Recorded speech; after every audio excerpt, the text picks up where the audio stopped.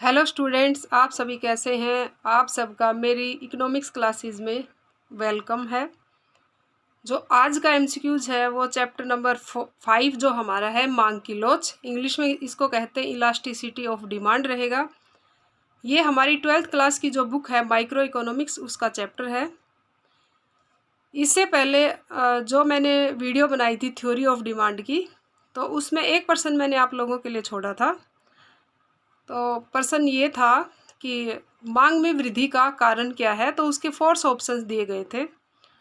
तो मैंने जब वो एमसीक्यूज करवाए थे तो मैंने बताया था कि मांग में वृद्धि और कमी का कारण वस्तु की अपनी कीमत को छोड़कर जो अन्य कारण है, जैसे उपभोक्ता की आय, संबंधित वस्तु की कीमत या फिर उपभोक्ता का टेस्ट, ये सब चीज़ें वस्तु की कीमत में वृद्धि या कमी का कारण बनती हैं। तो उसमें जो ऑप्शन डी था वो सही था।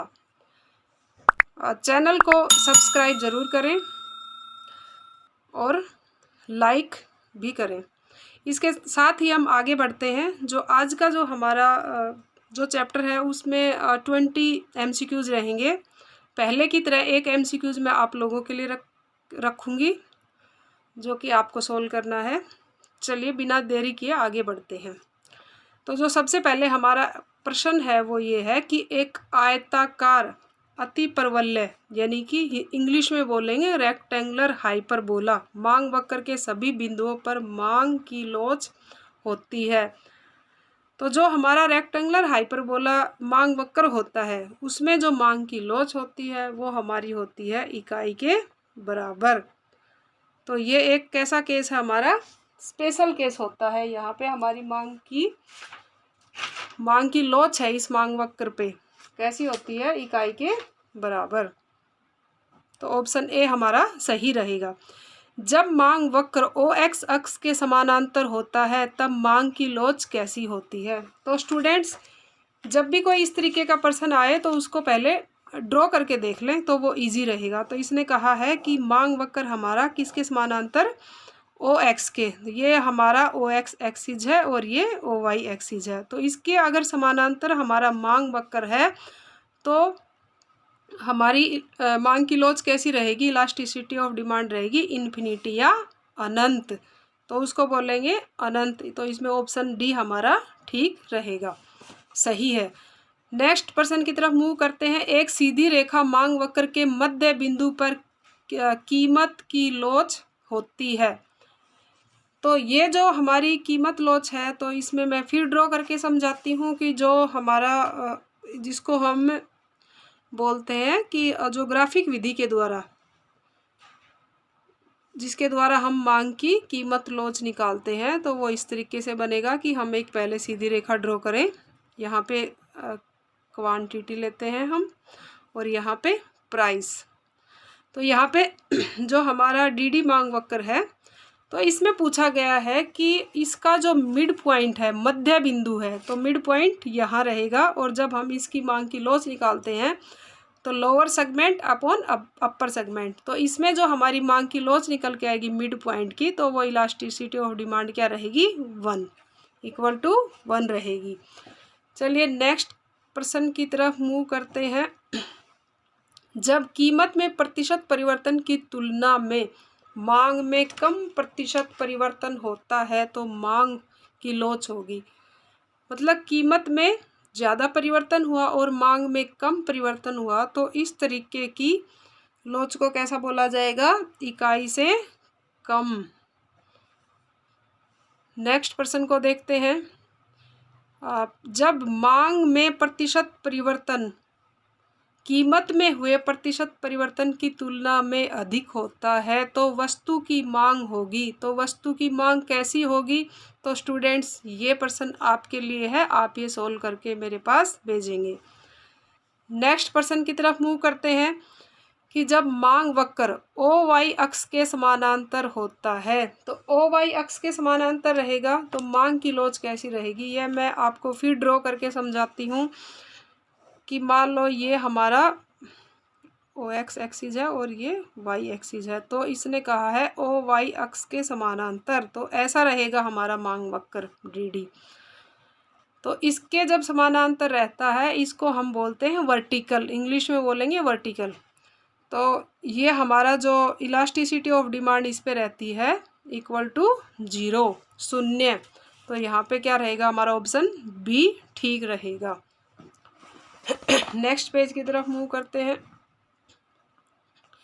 जब चीनी की कीमत में 8% की वृद्धि होती है तब चीनी की मांग में 5% की कमी आ जाती है, तो चीनी की मांग की लोच बताइए। तो जो ये हमारे पास जो ये एक सवाल है, तो ये जो हमारी इलास्टिसिटी ऑफ डिमांड का जो फॉर्मूला है कि कीमत में प्रतिशत परिवर्तन और जो मांग में जो प्रतिशत परिवर्तन आता है, उन दोनों का जब अनुपात हम निकालेंगे, उनका रेशो निकालेंगे, तो हमारे पास ऑप्शन ए निकल के आता है। तो नेक्स्ट प्रश्न की तरफ मूव करते हैं। यदि कीमत के घटने से उपभोक्ता का वस्तु पर कुल व्यय घट जाता है तो यह संकेत है कि, तो हमारे पास 4 ऑप्शन है, कौन कौन से हैं। पहला है यह घटिया वस्तु है, ऑप्शन बी है इसकी मांग की कीमत लोच इकाई से कम है, उपभोक्ता की रुचि में कमी, ऑप्शन डी है उत्पादकों को बड़े पैमाने पर उत्पादन की बस्तें प्राप्त होती हैं। तो स्टूडेंट्स, जो हमारा कुल व्यय विधि है, मांग की कीमत लोच को मापने की जो कुल व्यय विधि है जो कि मार्शल के द्वारा गिवन है, तो उसमें ये हमारे सामने आता है कि जब कीमत के घटने से उपभोक्ता का वस्तु पर कुल व्यय घट जाता है तो यह संकेत है कि इसकी मांग की कीमत लोच इकाई से कम है। तो ये हमारा क्या रहेगा, ऑप्शन बी सही है।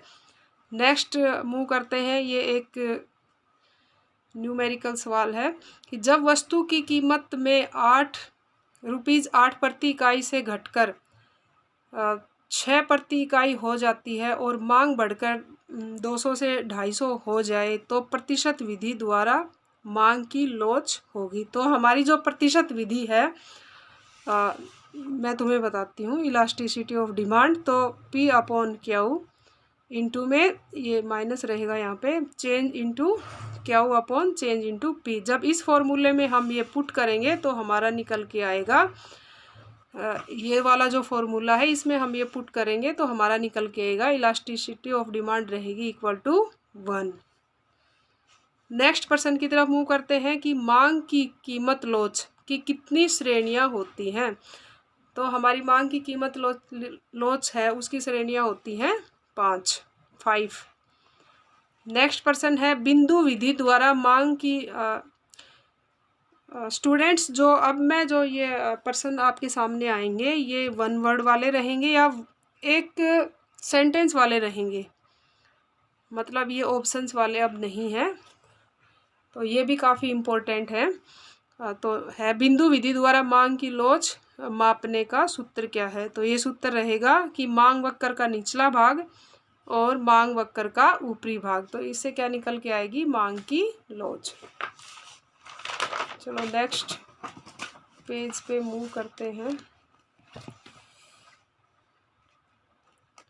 नेक्स्ट है बिंदु विधि के 2 और नाम कौन कौन से हैं। तो जो मांग की लोच निकालने की जो विधि है बिंदु विधि, उसके 2 नाम हैं, ज्यामितीय विधि और ग्राफिक विधि। नेक्स्ट प्रश्न की तरफ बढ़ते हैं। मांग की कीमत लोच को मापने की कुल व्यय विधि का प्रतिपादन किसने किया था। तो डॉक्टर मार्शल ने क्या किया था, मांग की कुल व्यय विधि को प्रतिपादित किया था डॉक्टर मार्शल ने। नेक्स्ट है मांग की कीमत लोच को मापने की आनुपातिक या प्रतिशत विधि लिखो। तो ये रहेगा जो elasticity of demand equal to minus का साइन रहेगा, क्योंकि हमारी जो कीमत और वस्तु की मांग है उसमें कैसा रिलेशन होता है, नेगेटिव, तो इसके लिए हम किसका साइन लगाते हैं, माइनस का।